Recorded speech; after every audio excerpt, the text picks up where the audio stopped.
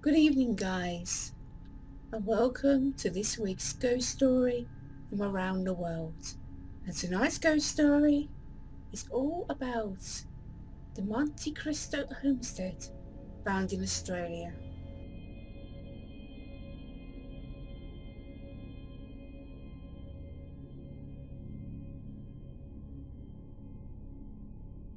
The Monte Cristo Homestead is an historic Australian property located in the town of Junee in New South Wales.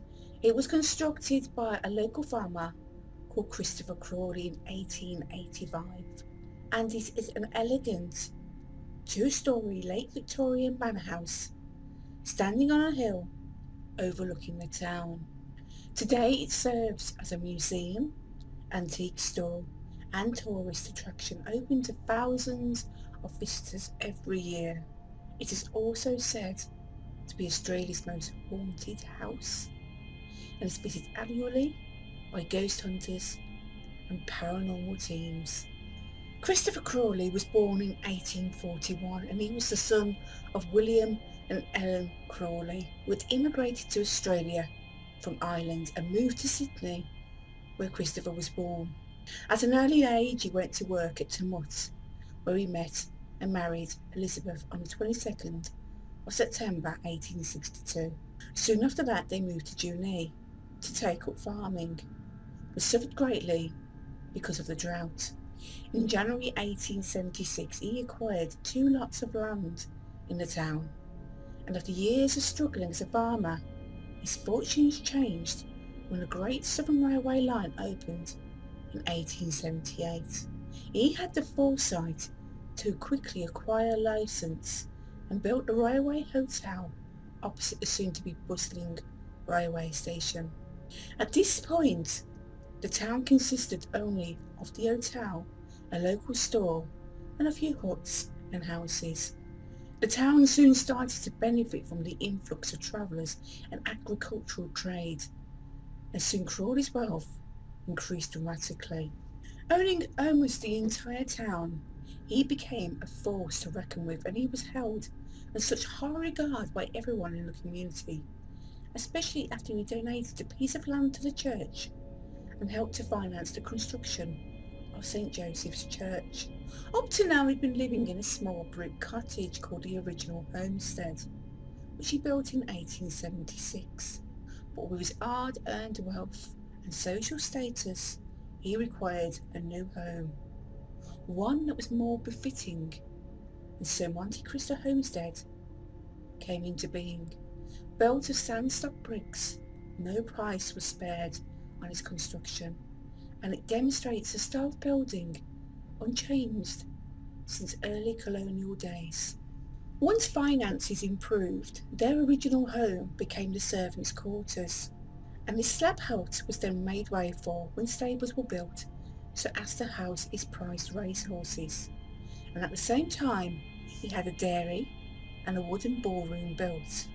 Monte Cristo soon became renowned as one of the region's social centres, a place where balls were held and local gentry lulled the day away in country pursuits such as playing tennis or golf. It also served as a family home where the Crawleys raised 7 children, all of whom went on to live happy, productive lives. To the outside world, Christopher and Elizabeth appeared to be the pillars of society. Both were devout Catholics who donated money to the local church and community of Junee. Behind closed doors, though, things were different, and it has been suggested that they were not the perfect citizens they pretended to be. Mrs. Crawley is remembered as being very much like Queen Victoria, as she usually wore a black lace dress and lace cap. She is also said to have had a cruel and unkind nature and ruled the house and servants with a rod of iron. It would also appear that Christopher himself was no angel, as it is rumoured that he had affairs with many of their servants and got at least 2 of their maids pregnant. Christopher died at the house on the 14th of December 1910, aged 69, from heart failure, which was brought on by a gangrenous abscess on his neck caused by the rubbing of his starched collars. After his death, Mrs. Crowley continued to reside at Monte Cristo with her daughter Lydia and retreated into deep mourning. She became a virtual recluse and only left the house twice in the remaining 23 years of her life. She even had a box room transformed into a small chapel, and twice a week a priest would visit her so they could pray together. Eventually Elizabeth also died there on the 12th of August 1933, aged 92 years old, from a ruptured appendix. The Monte Cristo continued to be the Crowley's family home until 1948, when the last members vacated it. After that, it stood empty under the care of several caretakers, one of which being a Jack Simpson, who in 1961 was murdered after a local youth had watched repeated showings of the movie Psycho. Late at night, he crept into the grounds of the homestead armed with his rifle and shot dead the caretaker, stating that he'd been influenced by the movie. In 1963, Monte Cristo was purchased by Reg Ryan, a tailor from Wagga Wagga, for 2,000 Australian dollars. In that time, its furnishings had been auctioned off, and its stately grandeur had faded with time. Not only that, it was neglected and was vandalised by local children who had no interest in its pioneering past. On the 3rd of June 1963, Reg and his pregnant wife Olive moved in with their 3 daughters, blissfully unaware of the homestead's history. At first the conditions were pretty grim, as there was no running water or electricity. Not only that, but most of the doors and windows were missing too. However, through Reggie's determination, they restored the house back to its former glory. Their first paranormal experience occurred after the 3rd day of living there, when they ventured out that foggy evening for some supplies, and on the return trip they turned up the bottom corner of the driveway and saw that the house was lit up in every room. This was quite a shock for them, as electricity had not yet been connected. Reg stopped the car as they stared up at the house, dumbfounded. Olive was too scared to go any further, thinking that they had burglars, but Reg wanted to go and investigate.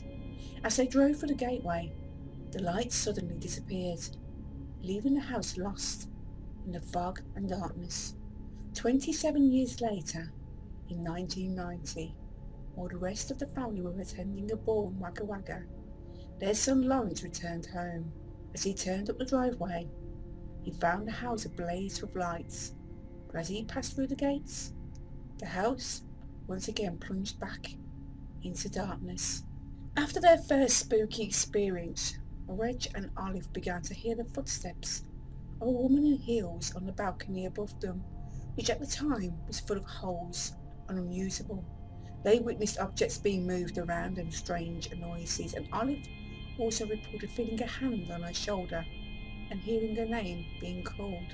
Their pets did not like the house one bit, and both the cat and dog ran out of the house, never to be seen again. Caged chickens were found strangled in their pens, and the family parrot was also found choked to death in its cage. When their 2 eldest daughters were young, they shared a bedroom for several years, and many a night they would call for their parents and whimper about a man's face appearing outside their bedroom window. They described him as looking quite young, with sideburns and dressed in work clothes. Now, not only was that unnerving by itself, but their bedroom was on the 2nd floor, and there was no way anyone could have been able to look through the window, as there was nowhere for them to stand to do so. This experience happened so often that in the end the 2 girls got used to it and learnt to ignore its presence. In that same room, family members visiting had a bone-chilling experience when, whilst laying awake on the bed, they saw a figure in white appear and watched it as it floated around the room before disappearing out of the closed window. On another occasion, another guest reported seeing a lady's face appear at the foot of the bed and seemed quite startled, as he could not see a body attached to the head. One of the creepiest events was in 1976, when Lawrence was 5 years old and his parents were holding a ball. His parents asked his sisters to keep an eye on him throughout the night, and every hour One of them would pop up to his bedroom to check on him. His youngest sister was around 12 at the time, entered his room and saw a bearded man sitting on the end of his bed staring at him, and then he turned to give her a menacing look. She screamed and ran back to the party to tell her parents that there was a weird man wearing old-fashioned clothes in Lawrence's room. When they got to the room, the man had gone, and Lawrence was still sound asleep. The house was searched, but no one was found. Lawrence was not told about this incident until he was about 13, and it made sense to him as he had always hated that room and always felt like he was being watched in there. In 1992, Neil, a nephew of Olive's, and his girlfriend attended the Monte Cristo ball at the property, and after it concluded in the early hours of the morning, his girlfriend needed to use the toilet before they went to bed. However, feeling frightened by the dark house, she asked him to escort her, and on returning back to her room, they both heard a voice come from nowhere. As they looked up at the darkened staircase, they saw a young woman dressed in white who spoke softly to them. "Don't worry, it will be all right," before promptly vanishing before their eyes.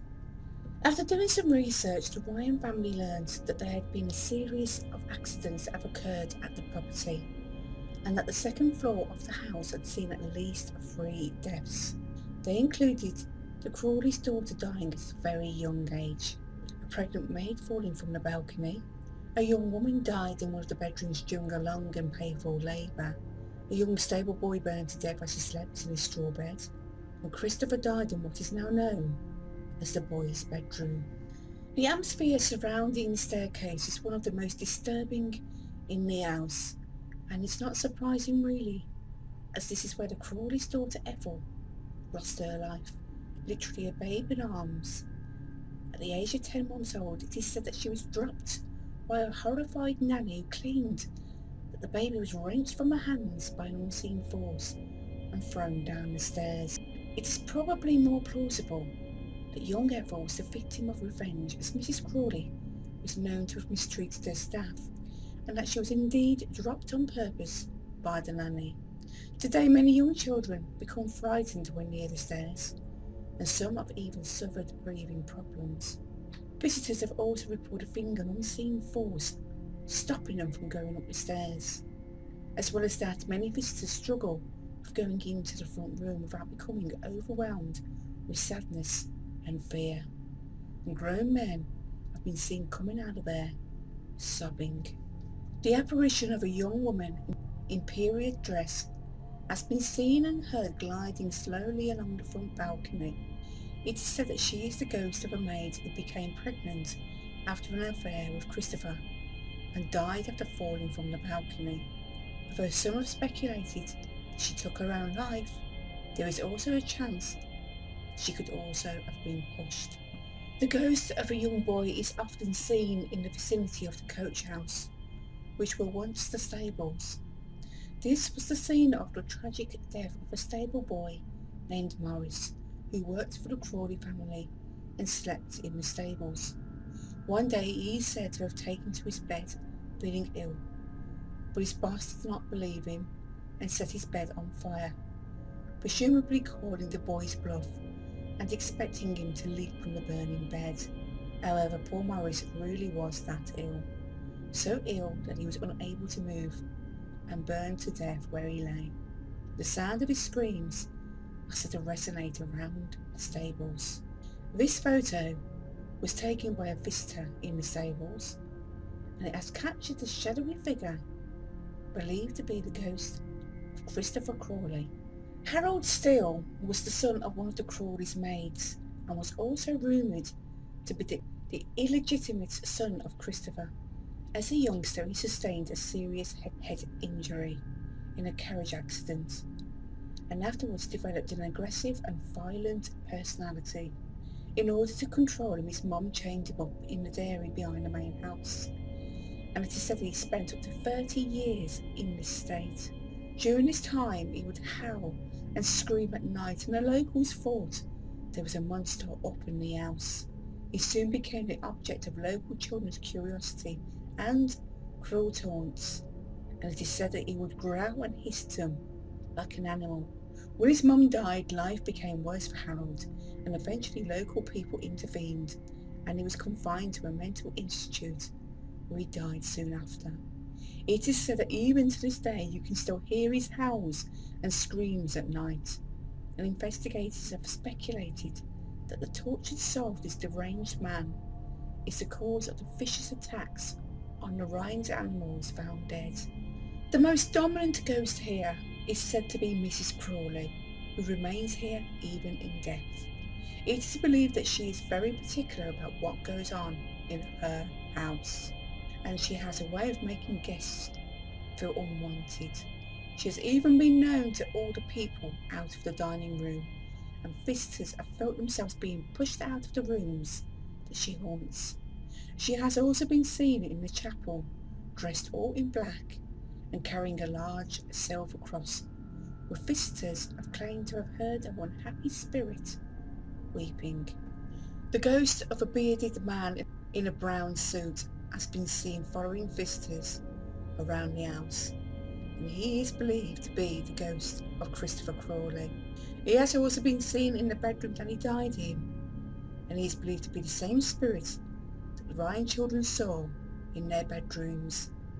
Visitors have reported feeling dizzy, nauseous, the overwhelming feeling of sadness, icy touches, whispers, unexplained mists, and full-bodied apparitions. A piano has been heard in an upstairs room, yet there has not been a piano in the house for years. Several visitors have taken photos that show figures reflected in the home's mirrors or looking through windows. Sadly, Reg died in 2014, and according to his family, he too has returned here in spirit form. Olive claims that she has heard him calling her. Olive, Lawrence and his wife Sophia have continued to live at Monte Cristo and enjoy entertaining those that are brave enough to stay the night there.